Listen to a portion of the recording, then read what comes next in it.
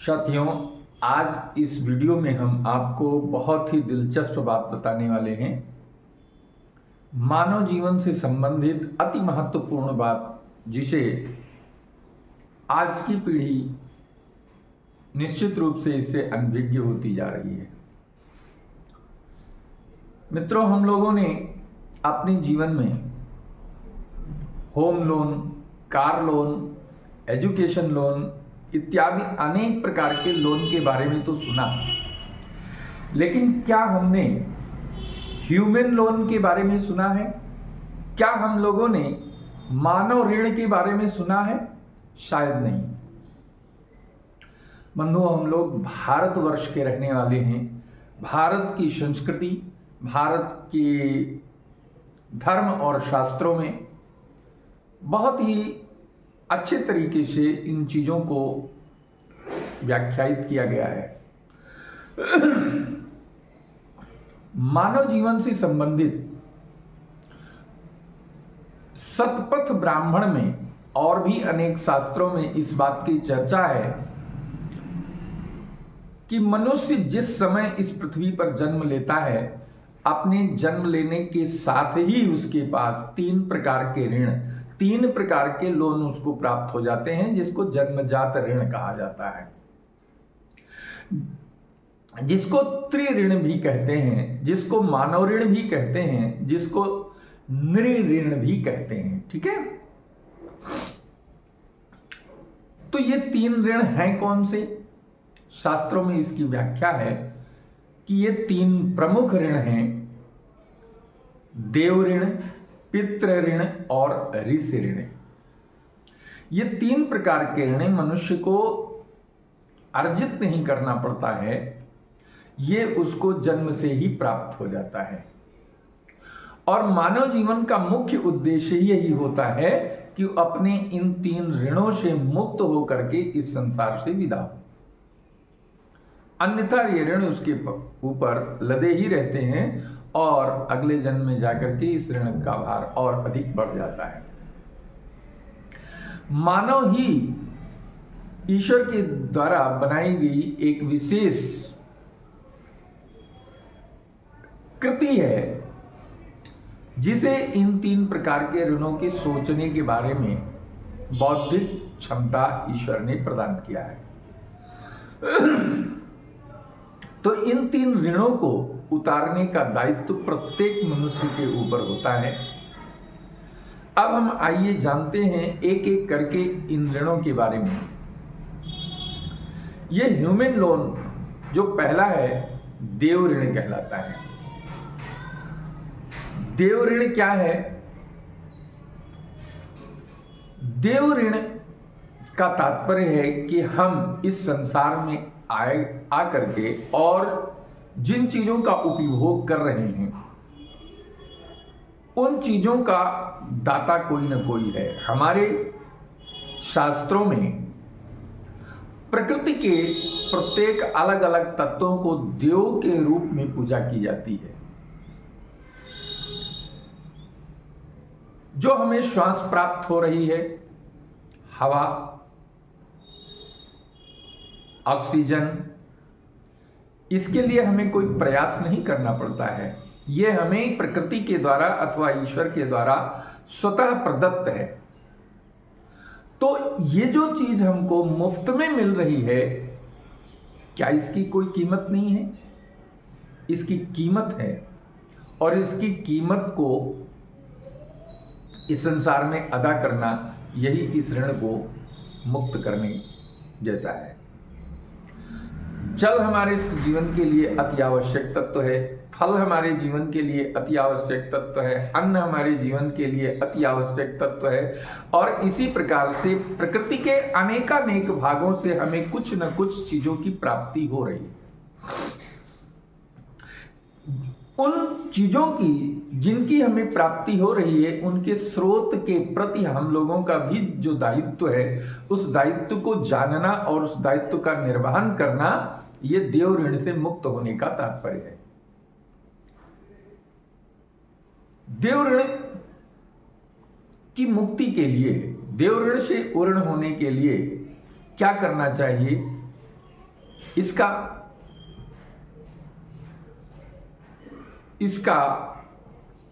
कार्य यह है कि हम समाज में रह करके समाज के प्रति कुछ अच्छे कार्य करें, पर्यावरण के प्रति अच्छे कार्य करें, यज्ञ आदि के द्वारा पर्यावरण को शुद्ध करने का कार्य करें, यज्ञ आदि में अपना सहयोग प्रदान करें, समस्त प्राणियों के प्रति हमारी आत्मीय भावना लोगों के साथ रखें, परोपकार में संलग्न हो, धर्म के कार्यों में अपने आप को संलग्न करें। ये अनेक ऐसे कार्य हैं जिनके द्वारा हम अपने आप को इस देव ऋण से मुक्त कर सकते हैं और यह ज्ञान मनुष्य को ही प्राप्त है। कहा गया है आहार निद्रा भय मैथुनंचा सामान्य में तद पशुभिर्निराणम। आहार निद्रा भय मैथुनंचा सामान्य में तद पशुभिर्निराणम। धर्मो हितेशो मधिको विशेषो धर्मेण हीना पशुभि समाना। ये धर्म का जो ज्ञान है और धर्म का जो प्रवर्तन है, धर्म का जो आचरण है, यही हमें पशुता से भिन्न करता है। इसको जानना, इसका निर्वहन करना, यही देव ऋण से मुक्त होने का प्रमुख साधन है। दूसरा है पितृ ऋण। पितृ ऋण क्या है? पितृ ऋण का तात्पर्य है कि जिन माँ और बाप ने, जिन माता पिता ने हमको इस संसार में आने का सौभाग्य प्रदान किया है, ईश्वर की कृपा से उन माता पिता के प्रति भी हमारा कर्तव्य होता है। जो पितृ आज इस दुनिया में नहीं है, मृत हो चुके हैं, उनके भी प्रति हमारा दायित्व बनता है। आने वाली जो भावी पीढ़ी है उसके लिए भी हमारा दायित्व बनता है। इन दायित्वों का पूर्ण रूप से पालन और निर्वहन करना ये पितृ ऋण के अंतर्गत आता है। जो मरे हुए पितृ हैं उनके प्रति श्रद्धा और सम्मान के साथ तर्पण का कार्य, पिंडदान का कार्य, श्राद्ध का कार्य, उनके प्रति सम्मान का कार्य और उनकी आकांक्षाओं अपेक्षाओं के अनुसार हमें इस संसार में ऐसे कार्य करना जिनसे उनके गौरव और गरिमा में वृद्धि हो। जो जीवित माता पिता हैं उनकी सेवा करना, उनकी आज्ञा का अनुपालन करना, कोई भी ऐसा कार्य न करें जिससे माता पिता के हृदय को आघात पहुंचे, ठेस पहुंचे, उनकी आंखों में कभी आंसू आए। इन कार्यों से बचना, माता पिता की सेवा करना और इस सृष्टि के संचालन में अपना सहयोग देते हुए विवाह आदि के कृत्यों में संलग्न होकर गार्हस्थ जीवन में प्रवेश करके और संतानोत्पत्ति के द्वारा इस सृष्टि को आगे बढ़ाने में अपना सहयोग प्रदान करना, यह पितृ ऋण के अंतर्गत आता है। संतानोत्पत्ति के बाद संतान को अच्छे रास्ते पर ले जाना, उत्तम शिक्षा और संस्कार प्रदान करना, उनको धर्म का ज्ञान प्रदान करना, उनको लोक हित और परलोक हित के बारे में ज्ञान प्रदान करके उनके जीवन को उत्तम पथ पर अग्रसर करने का मार्ग प्रशस्त करना, यह कार्य पितृ ऋण के अंतर्गत आता है। तीसरा है ऋषि ऋण। ऋषि ऋण क्या है? ऋषि ऋण का तात्पर्य है कि हम ऋषियों के द्वारा, महापुरुषों के द्वारा जो शोधित तथ्य शास्त्रों में, पुराणों में, पुस्तकों में हमको मिलते हैं या गुरुओं के द्वारा जो ज्ञान हमको प्राप्त होता है, उस ज्ञान को आत्मसात करते हुए, धारण करते हुए उस ज्ञान का विस्तार करना, उस ज्ञान को समाज में प्रसारित करना, उस ज्ञान का संरक्षण करना, उस ज्ञान की वृद्धि करना, और उस ज्ञान को जन जन तक पहुंचाने का कार्य करना।